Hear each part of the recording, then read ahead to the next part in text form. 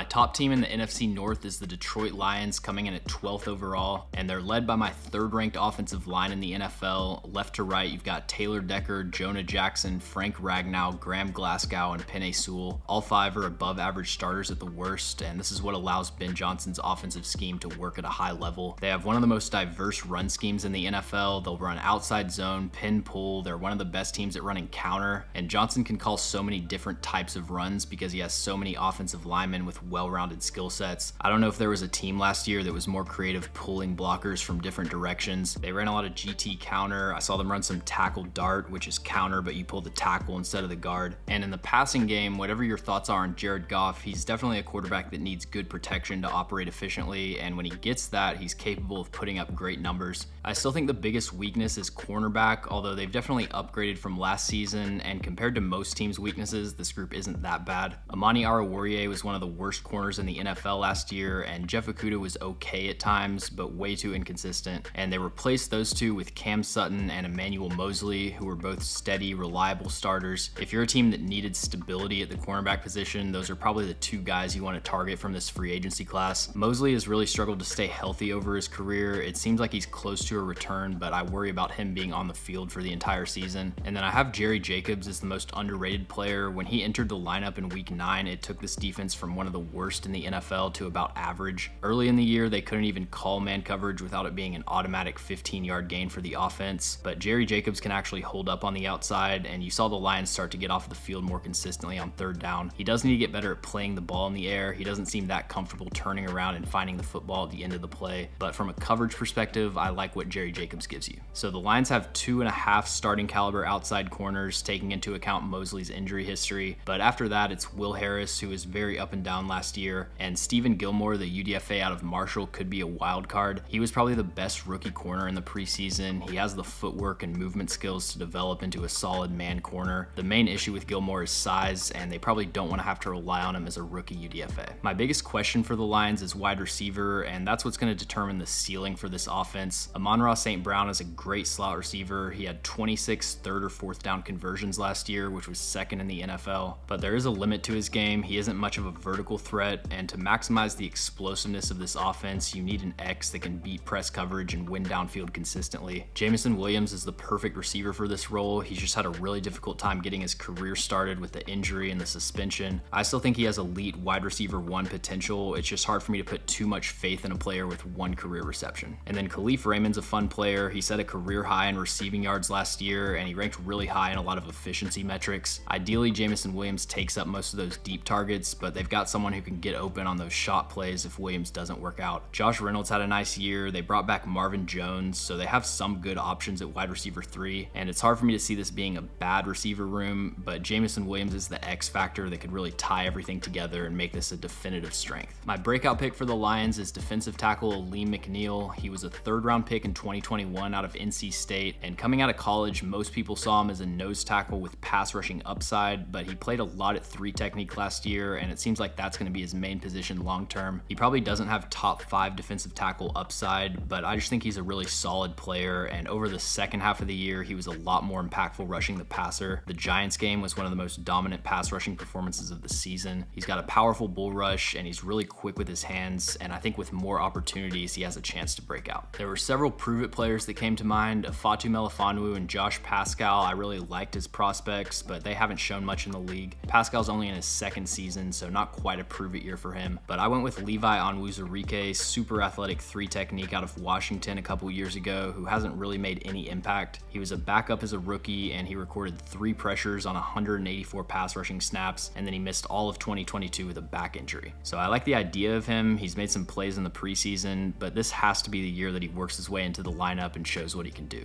My second-ranked team in the NFC North is the Minnesota Vikings. I've got them ranked 14th in the NFL, and the strength of this team is wide receiver. Most of that comes down to Justin Jefferson, who I'd say is probably tied with Devontae Adams as wide receiver 1. He's an elite route runner. His flexibility and quickness out of his breaks allows him to create separation on routes that most NFL receivers can't even run. He had this out route against Marshawn Lattimore that I'll show that's one of the sharpest cuts I've ever seen from a receiver. So his ability to separate is second to none, but even elite route runners aren't going to be open every play, especially someone like Justin Jefferson, who is doubled at the highest rate in the NFL. And what puts Jefferson in the unguardable tier of receivers receivers is his ability to catch everything. He can go up and win contested catches. Even as someone that's kind of slender, he has good play strength and a wide catch radius. He'll make acrobatic catches in traffic or along the sideline. Obviously, the 4th down catch against Buffalo is one of the plays of the year. But what's most impressive with his catching is his concentration and ball tracking ability when he's facing tight coverage. He can make those late adjustments to the football. Kirk does a great job dropping it into tight windows, and Jefferson can raise his hands at the last second so the DB can't get a read on when the ball's coming. And I love the addition of Jordan Addison. My biggest concern with him as a prospect was his ability to beat press coverage, but with him rotating as the slot and Z, they should be able to get him clean releases and let his route running shine. But this team's biggest weakness is the secondary, and I'll group the prove it players in with this section. They spent their first round picks last year at cornerback with Andrew Booth Jr. and safety with Lewis Cine. Neither of those picks have worked out so far. Lewis Cine only played 2 snaps as a rookie, and heading into year 2, it doesn't look like he's going to start. Andrew Booth played 2 games last year. He allowed 13 receptions on 15 targets for 152 yards. He's had a hard time staying healthy, but his footwork has looked so off balance. He's been undisciplined with his hips, and I still think he has a lot of talent, but he hasn't shown much to be optimistic about at this point. I did really like Mekhi Blackmon as a prospect. A lot of people thought that pick was a reach in the 3rd round, but his tape at USC was really impressive. I could see him struggling with bigger receivers, and I think his best fit long-term might be in the slot, but he's projected to start on the outside as a rookie, and I don't have too many concerns about that. And then a Caleb Evans they took in the 4th round in 2022. He got some playing time last season. He didn't look great, but I do like the upside. So those are the Vikings options at outside corner, and that's my biggest source of concern for this defense. At safety, I do like Josh Metellus. He looked pretty good in limited action last season. Harrison Smith is going to have one of the safety spots, and right now they have Cameron Bynum listed as the 2nd starter. He led NFL safeties last year with 6 touchdowns allowed, and I think you're hoping that Cine or at least Metellus can win that job because we pretty much know what Bynum is at this point. My biggest question is interior offensive line. I love this tackle duo, but I still worry about Kirk getting pressured from the middle. Ed Ingram is the player that has to improve. He led the NFL in pressures allowed last season. There were games that seemed like he was single-handedly preventing this offense from functioning, and if you have one clear weak link, it doesn't really matter what the rest of your starting 5 looks like. One of the most fundamental aspects of designing a pass rush from the defensive coordinator's perspective is line up your best pass rusher against the offense's worst pass blocker, and it was really easy to do that against the Vikings last season. And then Garrett Bradbury and Ezra Cleveland are 2 pretty similar players, really good zone blockers who aren't great in pass pro. Bradbury did take a step forward last season, but he had a few really bad games, and I worry about him regressing back to prior form. So the interior O-line is the main thing I could see holding back this passing game. My breakout player is 2nd-year linebacker Brian Asamoah. He was one of my guys in last year's draft class. He's a converted safety with great movement skills and coverage instincts, and he is undersized, but he has the length to develop into a good block shedder. I definitely see some David Long flashes when I watch Asamoah, and I'm excited to see him hopefully as the starter this year. And the Vikings' most underrated player is nose tackle Kyrus Tonga, former 7th round pick who's just unmovable in the run game. He's played a very small sample size of snaps for his career, but when he entered the lineup in week 8, he had a major impact, so that's looking like a steal to claim him off the Falcons practice squad. If you're enjoying the video, make sure to subscribe and leave a like, and also follow us on all of our social medias. The links to those are in the description.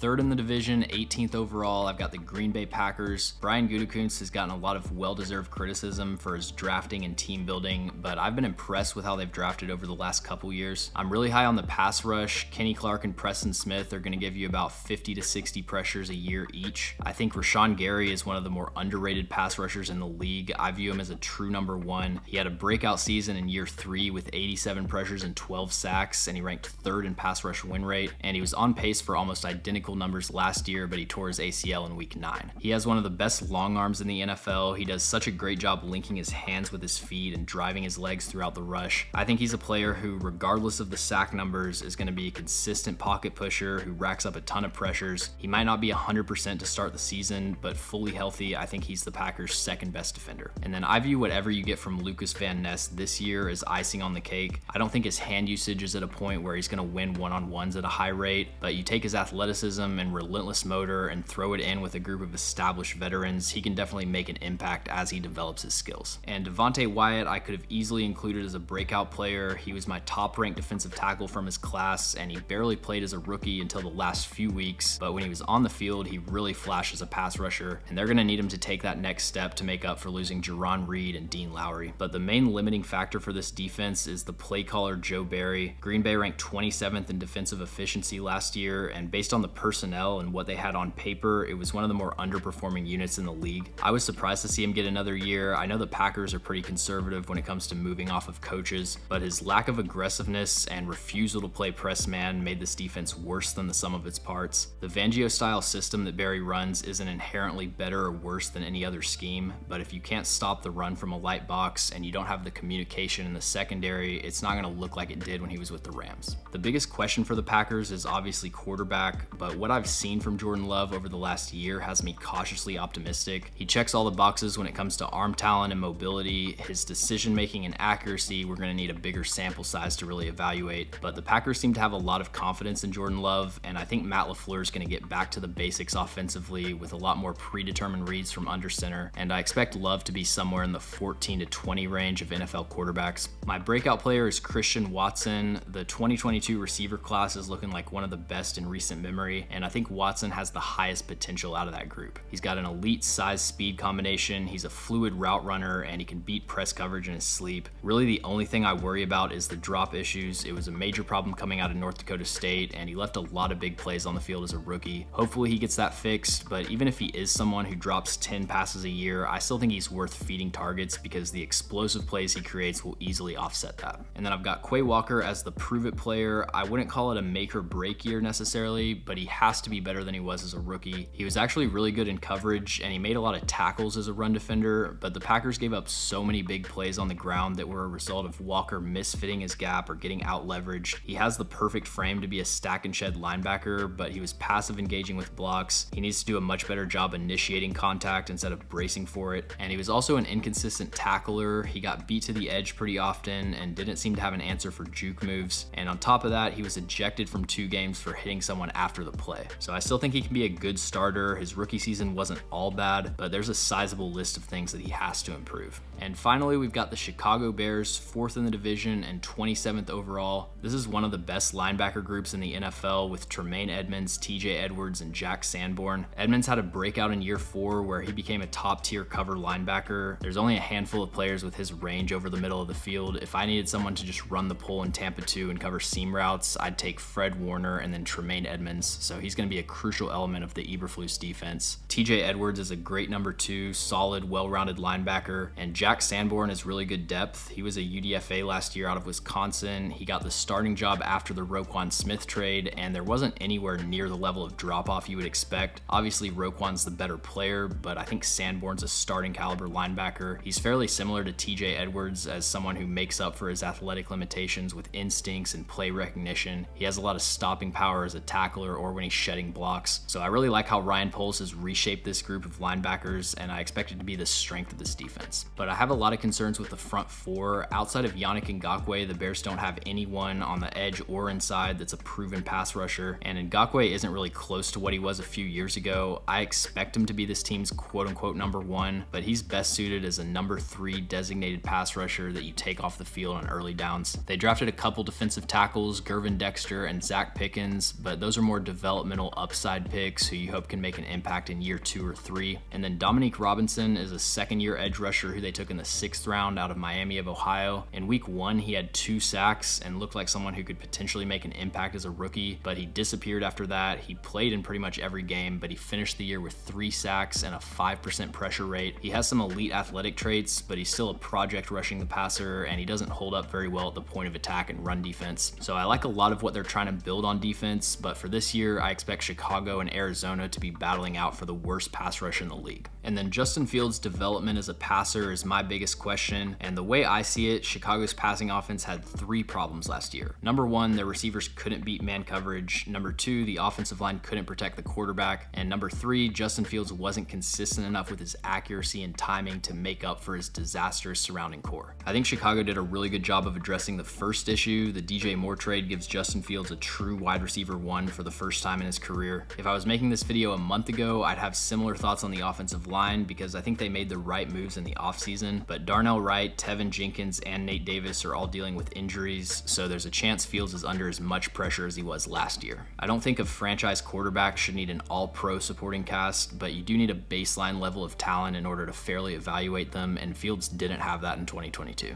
My breakout pick for the Bears is second-year safety Jaquan Brisker. He looked like a seasoned veteran in year one. He was one of the few bright spots on the worst defense in the NFL. He didn't have a lot of coverage production, just one interception and one pass breakup, but he didn't get beat much at all, and he was usually in the right spot. And he's also a force defending the run as a box safety. They'll walk him up on the line of scrimmage, have him set the edge. He can stack and shed offensive linemen, and he also had 4 sacks, so we'll see if Eberflus continues to use him as a pass rusher. I went with Braxton Jones as the most underrated player. Outside of Justin Fields and probably Khalil Herbert, he added more value last year to this running game than anyone. He was a 5th-round pick out of Southern Utah, but he looks like a 1st-round left tackle, and he moves like a 1st-round tight end. When they run pin pull behind Braxton Jones, he's 10 yards downfield in the blink of an eye, and he just flattens whoever crosses his path. If he can improve his anchor, I think he's a franchise left tackle, and a lot of his issues with power rushers last year came down to technique as opposed to raw strength. He's strong enough, I think, to hold up in the NFL, but he didn't always have the footwork to channel that. And this is definitely a prove-it year for Chase Claypool. I like a lot of what Ryan Poles has done, but there's just no way to justify trading the 32nd pick for a player at the end of his rookie deal who's never had 1,000 yards in a season and has regressed statistically every year. There is some upside that he could get back to what he was as a rookie, but to me it's like buying a $100 lottery ticket where the max payout's $50. And it's a tough situation with his contract because if he repeats what he did last year, 46 for 450 and a touchdown, you're probably not bringing him back on anything more than a 1-year prove-it deal. But the second he plays well enough to justify a second contract, he immediately has all the leverage because the Bears gave up basically a 1st-round pick to get him.